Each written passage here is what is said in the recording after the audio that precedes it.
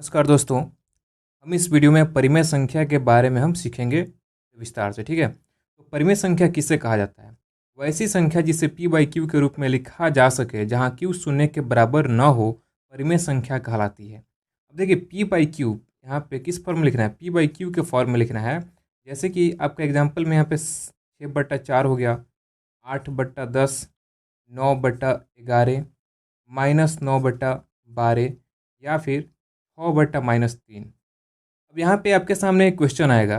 देखिए ये तो आपका प्लस में है, ये भी प्लस में है, लेकिन ये जो दोनों है माइनस में है। तो यहाँ पे सबसे पहले एक बात पहले आप समझ लीजिए कि यहाँ पे p बाई क्यू क्या है और इसका कंडीशन क्या क्या हो सकता है। तो देखिए p और q जो है दोनों आपके पूर्णांक हैं।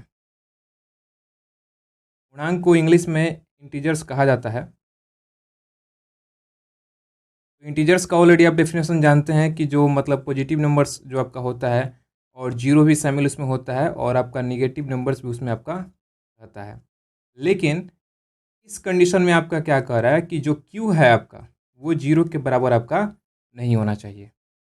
ये है ना। देखिए अब यहाँ पे सवाल ये आता है कि p बाई क्यू के फॉर्म में तो रहेगा, लेकिन कंडीशन क्या है कि हमारा जो q यानी कि नीचे वाला जो है ये हमारा शून्य के बराबर नहीं होना चाहिए। अब यहाँ पे जैसे एग्जांपल देख लीजिए, अगर मैं यहाँ पे 4/0 लिखता हूँ ये पॉसिबल नहीं है। जब हम डिवाइड करेंगे तो इसका यहाँ पे कोई भी वैल्यू यहाँ पे नहीं आएगा।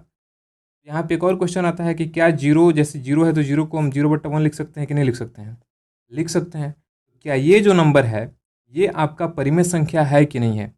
बिल्कुल है, क्योंकि यहाँ पे कंडीशन क्या दिया गया है कि q जो है आपका ये आपका जीरो नहीं होना चाहिए। जीरो के अलावा कोई भी नंबर, चाहे पॉजिटिव हो चाहे नेगेटिव हो, कोई भी नंबर हो चलेगा, लेकिन आपका जीरो नहीं होना चाहिए। ये एक जो जीरो है आपका, ये एक आपका परिमेय संख्या है।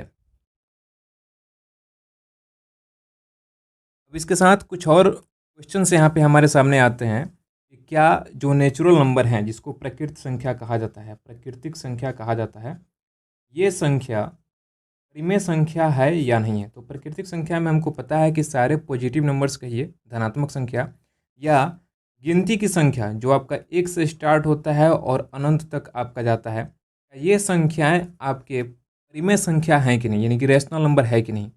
रेशनल नंबर का मतलब जिसे p बाई क्यू के फॉर्म में लिखा जा सके। तो देखिए यहाँ पे तो 1 है, यहाँ पे 1 को हम 1/1 लिख सकते हैं। यहाँ पे p बाई क्यू कंडीशन को सेटिस्फाई कर रहा है। 2 है तो 2 को हम 2/1 लिख सकते हैं। 3 है तो 3 को 3/1 लिख सकते हैं। तो इस तरीके से ये सारे नंबर्स जो हैं प्राकृतिक संख्या है, ये आपके परिमेय संख्या के कंडीशन को सेटिस्फाई करता है जो कि आपका p बाई क्यू है। इसलिए सारे प्राकृतिक संख्याएं आपके परिमेय संख्या होंगे। दूसरा क्वेश्चन आता है कि पूर्ण संख्या यानी कि होल नंबर। पूर्ण संख्या में क्या है? पूर्ण संख्या आपका नेचुरल नंबर का बड़ा भाई है, यानी कि इसमें अगर हम जीरो शामिल कर देते हैं प्राकृतिक संख्या के समूह में तो ये आपका पूर्ण संख्या बन जाता है। अब देखिए ये तो यहाँ से यहाँ तक तो हम समझ गए हैं कि ये p बाई क्यू के फॉर्म में है। अब क्वेश्चन आता है कि क्या जीरो आपका p बाई क्यू के फॉर्म में इसको लिखा जा सकता है कि नहीं लिखा जा सकता है? तो देखिए जीरो को हम 0/1 लिख सकते हैं, यानी कि ये यहाँ पे इसको भी हम p बाई क्यू के फॉर्म में डाल दिए। हमारा कंडीशन क्या था कि q हमारा जीरो के बराबर नहीं होना चाहिए। तो यहाँ पे तो q हमारा 1 हो रहा है, इसलिए हमारा जीरो परिमेय संख्या है, इसलिए पूर्ण संख्या भी हमारा परिमेय संख्या होगा। इसके बाद से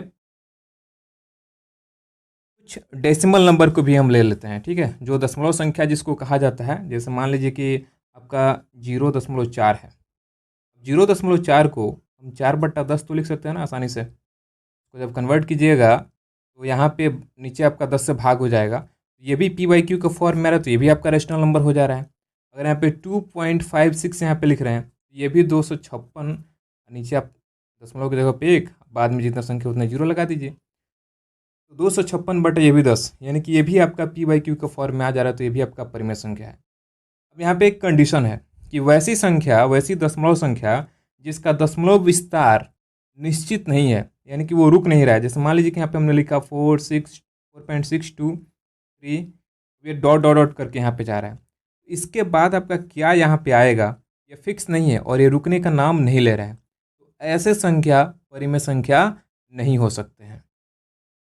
ठीक है, तो परिमेय संख्या जो भी आपका रहेगा, ठीक है, जो भी आपका डेसिमल नंबर का है उसका यहाँ पे फिक्स मतलब होना चाहिए। दशमलव का जो भी यहाँ पे दशमलव के बाद से जो भी नंबर रहेगा वो आपका फिक्स होना चाहिए। मतलब कि अगर इस टाइप का रहेगा तो इसे हम 4.56 यहाँ पे है तो इसको हम दशमलव हटा करके यहाँ पे नीचे हम डिवाइड कर सकते हैं, है ना। अब यहाँ पे एक और हम एग्जांपल लेते हैं, जैसे कि कहा जाता है वर्गमूल जिसको कहा जाता है, जिसका पूर्ण वर्ग निकलेगा वही आपका परिमेय संख्या होगा। जिसका पूर्ण वर्ग नहीं निकलेगा वो परिमेय संख्या नहीं होगा। जैसे कि यहाँ पे ले लीजिए रूट अंडर यहाँ पे 4 है, रूट अंडर 4 का यहाँ पे इसका पूरा वर्ग यहाँ पे 2 निकल जाता है। रूट अंडर 9 है तो इसका वर्ग यहाँ पे 3 निकलता है। यहाँ पे रूट अंडर 16 है तो इसका यहाँ पे 4 निकलता है। लेकिन वहीं अगर हम बात करें रूट अंडर 2 की बात करें तो इसका समथिंग आपका डेसिमल में आपका आता है 1.43 समथिंग आपका आता है। ये आपका एक परिमेय संख्या नहीं होगा। रूट 3 भी आपका एक परिमेय संख्या नहीं है। रूट 5 भी आपका एक परिमेय संख्या नहीं है। यानी कि जिसका जो है पूर्ण आपका निकलेगा, पूर्ण वर्ग निकलेगा, वही परिमेय संख्या आपका कहलाएगा। तो आई होप कि मैंने आपके परिमेय संख्या के बारे में पूरी डिटेल्स में बताया है, आपको मेरी बात समझ में आई होगी। अगर आप मेरे इस यूट्यूब चैनल पर नए हैं तो आप मेरे चैनल को सब्सक्राइब करें, लाइक बटन को हिट करें और अपने दोस्तों के साथ इसको शेयर करें। आपने इतना हमें समय दिया उसके लिए बहुत बहुत धन्यवाद।